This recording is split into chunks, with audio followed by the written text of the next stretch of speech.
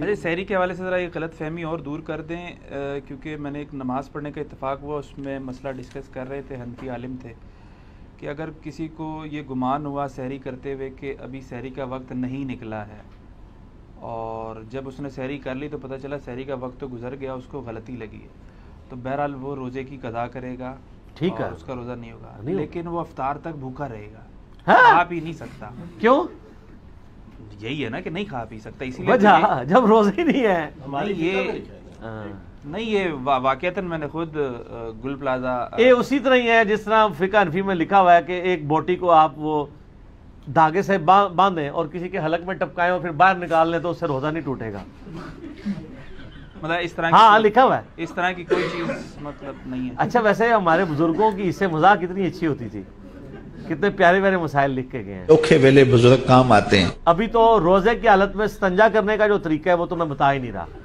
اے لطیفہ عرض کیا ہے عثمان بھائی مرکز رولی لاہور سے، استنجا کرنے کی کوئی احتیاط ہے کیا روزہ دار کے لیے؟ اس کے اندر یہ ہے کہ مبالغہ کرنے سے منع کیا گیا ہے، اور احتیاط یہ ہے کہ روزے کی حالت میں سانس زیادہ نہ لے، ٹھیک ہے، جب استنجا کر رہا ہو، ہاں، اور تھوڑا سمٹ کے بیٹھے، ٹھیک ہے، زیادہ پھیل کے نہ بیٹھے کہ بعض اوقات پانی جو ہے وہ اس کے معدے تک پہنچ سکتا ہے جس سے روزہ ٹوٹ جائے گا۔ ٹھیک ہے، تو اس میں یہ کچھ احتیاط ضروری ہے، سانس زیادہ نہ لیا جائے جب استنجا کر رہے ہو، اور اس میں کرنا ہی چاہیے جب آپ استنجا کرنے کے لیے بیٹھیں یعنی شروع کریں تو اس وقت سانس اوپر لے کر سانس کو روکے اور اس سے بعد استنجا کریں، اور اس کے بعد دھیرے دھیرے سانس کو چھوڑ دیں۔ مگر یہ کہ لیٹرنگ دھوتے وقت اگر کوئی بہت زیادہ اوپر کو سانس کھینچے گا تو ایسی صورت میں پانی اندر جانے کا اندیشہ رہتا ہے جس سے روزہ فاسد ہو جائے۔ سر دیکھ لیں بزرگوں کی تعلیمات کیسی ہیں کہ لوگ تو اپنی اولاد کی کرتوت کی وجہ سے منہ چھپاتے پھرتے ہیں جی، اور یہ اپنے بزرگوں کے کرتوتوں کی وجہ سے منہ چھپاتے پھر رہے ہیں۔ دیکھ لینا یار کی لکھ کے گئے رہے یار یہ کہ لکھ چھڑیا نے۔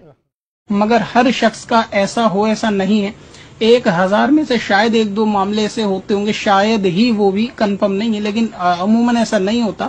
یہ لوگوں کے ذہن میں کیا ہوتا ہے کہ سوال سن کے تھوڑا وسوسہ آ جاتا ہے کہ ہم نے بھی مطلب اس بات میں دھیان نہیں دیا کہ ہمارا روزہ رہا یا نہیں رہا، تو اس سے روزے پہ اکثر کوئی فرق نہیں پڑتا نارملی دھونے میں۔ تو اس بات کا خیال رکھیں کہ زیادہ اوپر سانس نہ چڑھائیں بلکہ سانس روکیں اور نیچے کو چھوڑیں، اور نہ ہی زیادہ زور لگا کر لیٹرنگ کو دھونے کی کوشش کریں کہ اگر پیخانے کا مقام باہر آئے گا اور اس میں پانی اس پہ لگ کر پانی اندر چلا جائے گا تو ایسی صورت میں بھی روزہ جانے کا اندیشہ ہے۔ ہمارے بزرگوں کو یہ بھی نہیں پتا تھا کہ انڈر گریوٹی چیزیں نیچے آتی ہیں یا اوپر چڑھتی ہیں۔ نیوٹنز لا جو گریوٹی ہے وہ بھی ان کو نہیں پتا تھا۔ تیرا باپ یہاں دین لے کے آیا تھا، وہی آیا تھا غزنی سے لے، یہاں شجر اسلام تیرے دادے نے نہیں بویا، بابے نے بویا۔ اچھا تسی دس دو کس واسطے ایسا میں دساں گا وہ کام بھی انہوں نے صحیح نہیں کیتا۔ دین واسطے آئے نا، کیڑا دین؟ اب انجینئر مرزا محمد علی کو کیا پتا بابا ہوتا کیا ہے، اس کو کیا پتا بابا ہوتا کیا ہے۔ اچھا سر میرے سے زیادہ کسی کو نہیں پتا آپ کے بابے کون ہیں، آپ کے بابوں کو بھی پتا نہیں تھا کہ وہ کیا تھے۔ اچھا وہ مسئلہ غلط ہے جی جو آپ وہ حنفی عالم کا کہہ رہے ہیں، ایسا کوئی مسئلہ نہیں ہے۔ باقی یہ ہے کہ اگر کوئی شخص مطلب لیٹ اٹھتا ہے تو اب اس پہ یہ واجب نہیں کہ 8 پیرا روزہ رکھے، یہ لوگ فخریہ بتا رہے ہوتے ہیں، آپ روزہ چھوڑ دیں، ایک روزے کی قضا دے دیں، اگر کوئی نبھا سکتا ہے تو ضرور رکھے، ادروائز چھوڑ دیں، یہ آپ اس تکلیف سے نہ گزریں۔ حتیٰ کہ بخاری مسلم میں نبی علیہ السلام کے بارے میں آتا ہے، یعنی آپ علیہ السلام کی ایک خصوصیت تھی، آپ کو اللہ تعالیٰ نے اتنی ہمت بھی دی تھی کہ امہات المومنین کہتی ہیں کئی بار نبی علیہ السلام تشریف لاتے نا گھر، پوچھتے کھانے کے لیے کوئی چیز ہے تو ہم ناشتہ پیش کر دیتے تو آپ کھا لیتے، اور جب ہم کہتے کہ آج کچھ بھی نہیں تو کہتے ٹھیک ہے میں پھر روزہ رکھ لیتا ہوں۔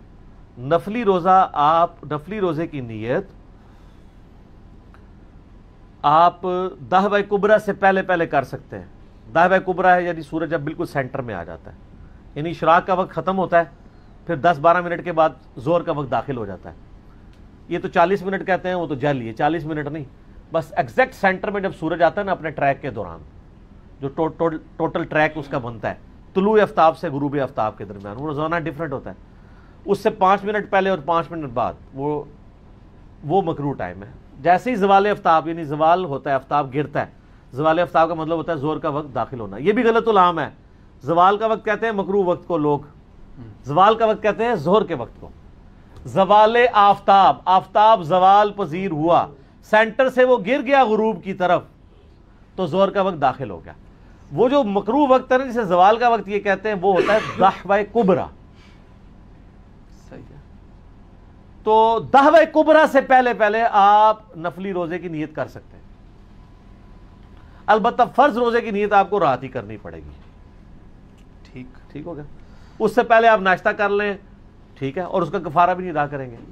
نبی اسلام بھی کر لیا کرتے تھے, جب ہوتا تھا ناشتہ کر لیتے تھے. اور کئی بار ایسا ہوا ہے کہ آپ نے روزہ رکھا ہے تو بعد میں کسی نے ناشتہ بھیج دیا تو آپ فرمایا ہم افطار کر لیتے. ٹھیک ہے. ویسے آپ کے بزرگ تو پتہ نہیں کتنے کتنے سال مسلسل روزے رکھتے رہے. یہ گناہ ہے, پتہ ہے آپ کو. نبی اسلام کی حدیث ہے بخاری اور مسلم میں, جس نے روزانہ روزہ رکھا وہ ایسا ہے گویا اس نے روزہ رکھا ہی نہیں.